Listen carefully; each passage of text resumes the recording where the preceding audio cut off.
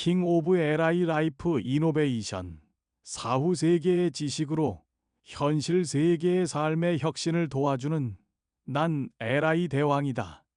본 동영상을 보면 너에게 곧 LI 라이프 이노베이션이 온다. 너의 인생이 바뀔 것이다. 오늘은 지옥 영혼 철수와 천국 영혼 영수의 299개 이야기 중에 17번째 이야기구나. 오늘의 이야기 주제는 무엇이냐? 저승사자 박선생 나와라.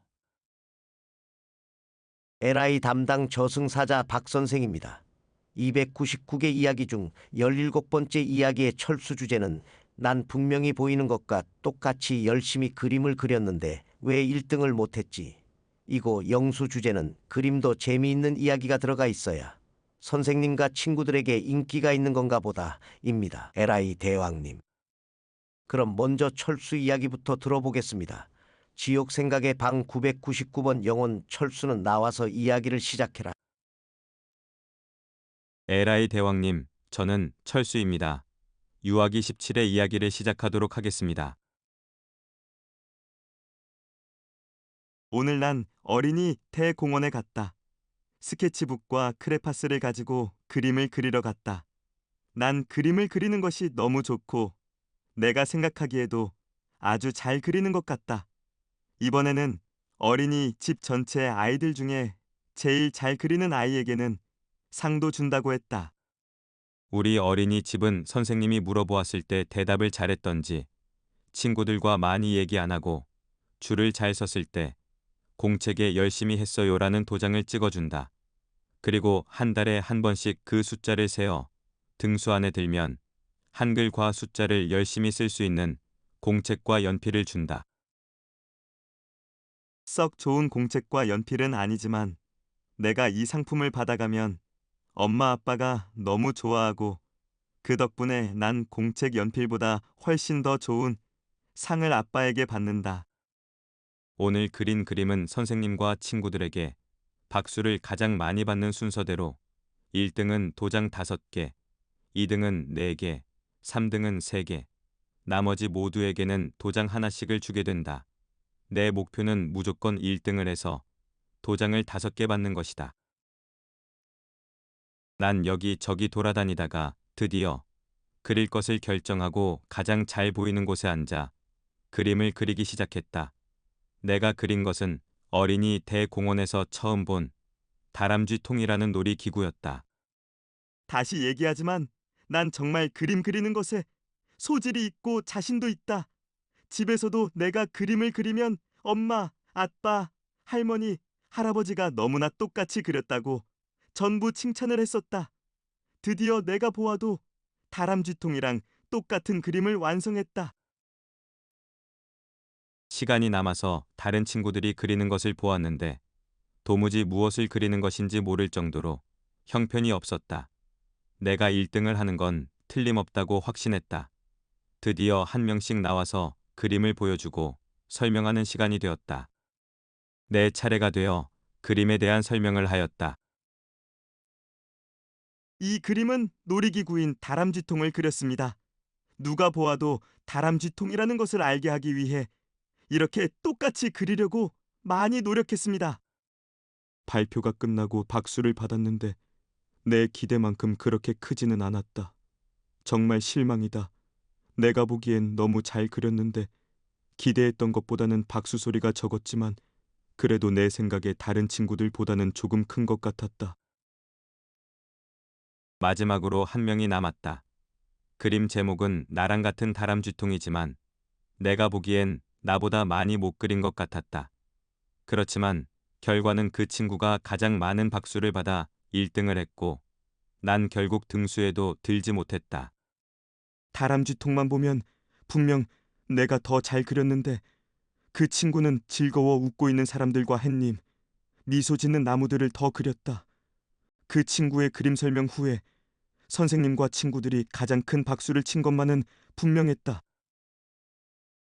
난 속상했다. 내 생각에 다람쥐통이 제목이면 그것만 똑같이 잘 그리면 되는 거라 생각한다. 어떻게 그려야 그림을 잘 그렸다고 하는 걸까? 철수 유아기 17의 이야기는 여기까지입니다. 에라이 대왕님. 천국 이야기 방 777번 영혼 영수는 나와서 이야기를 시작해라. 에라이 대왕님, 저는 영수입니다. 유아기 17의 이야기를 시작하도록 하겠습니다. 엄마가 곰돌이 도시락에 맛있는 김밥을 싸주었다.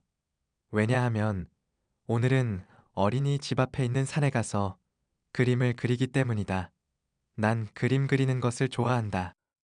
노래를 하면서 엉덩이들 흔들며 요리를 하는 엄마와 아침에 일어나자마자 고릴라처럼 변해버린 신문을 보는 아빠도 그렸었다. 또 아빠가 동화책을 읽어주면 그 이야기 내용을 상상해서도 그림을 그린다. 하지만 난 그림에 소질이 없고 잘 그리지도 못한다는 것을 잘 알고 있다. 엄마 아빠는 내가 그린 그림을 보고 항상 무엇을 그렸는지 물어보고는 내가 잘 설명을 해주어야만 고개를 끄덕이며 웃는다. 그래도 난 내 눈에 보이는 재미있는 모습과 이야기를 스케치북에 그리는 것을 계속할 것이다. 선생님과 우리들은 그림을 그리기 위해 어린이집 앞에 있는 조그만 산에 올라갔다. 선생님은 우리들에게 얘기했다. 오늘은 여기 산의 예쁜 모습을 그리는 거예요. 그리고 친구들과 선생님들이 뽑은 제일 인기 있는 그림을 그린 친구에게 재미있는 동화책을 주고 선생님과 같이 친구들에게 읽어줄 수 있는 멋진 상을 줄 거예요. 난 항상 친구들 앞에서 선생님처럼 멋지게 동화책을 읽어주는 상상을 했다. 항상 난 아빠나 선생님이 읽어주는 것만 들었었는데 친구들에게 동화책을 읽어주는 것은 정말 멋지고 재미있는 일이다. 반드시 1등을 하고 싶은데 중요한 건 난 그림을 못 그린다는 거다. 그래, 상을 타지는 못해도 그림을 그리는 것은 행복한 일이야. 벌써 점심시간인데 아직 난 이 산에서 재미있는 모습과 이야기를 찾지 못했다. 두리번거리면서 김밥을 먹고 있는데 어디선가 다람쥐가 나에게 달려와 먹고 있던 과자 한 조각을 가지고 도망갔다. 다람쥐를 쫓아갔지만 금세 없어져 버렸다. 다람쥐가 배가 많이 고팠나 보다. 나에게 과자를 달라고 했으면 주었을 텐데 내가 무서웠나 보다. 난 갑자기 재미난 이야기가 생각났고 그 이야기를 그리기로 결정했다. 그림 제목은 바로 다람쥐와의 즐거운 점심 식사였다. 난 조금 전 나에게 왔던 다람쥐를 상상하며 나무 아래에서 다람쥐와 내가 즐겁게 이야기를 하며 김밥을 먹는 모습을 그렸다. 그림을 그리는 내내 다람쥐와 같이 김밥을 먹는 나의 모습이 너무 재미있어 계속 킥킥거리며 웃었다. 이제 그림을 발표하는 시간이다. 역시 선생님은 내가 그린 그림을 잘 못 알아보는 것 같았다. 그런데 이상하게도 친구들과 선생님의 인기투표에서 내가 1등을 한 것이 아닌가. 선생님과 친구 모두들 나와 같이 밥을 먹는 다람쥐를 알아보지는 못해 내가 그림을 하나하나 다 설명을 해주었는데 어떻게 1등을 했는지 신기하다. 버스를 타고 집으로 돌아오는데 친구들이 나에게 모두 몰려와서는 다람쥐와 김밥을 먹으며 무슨 얘기를 했는지 궁금하다고 알려달라고 한다. 영수 유아기 17의 이야기는 여기까지입니다. 에라이 대왕님. 에라이 대왕이다. 아주 잘 들었다. 철수와 영수, 그리고 저승사자는 수고가 많았다.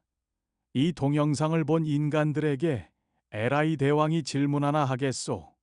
여러분은 이 동영상의 철수였소, 영수였소, 아직 살아보지 않았거나 다시 태어난다면 철수로 살고 싶소, 영수로 살고 싶소.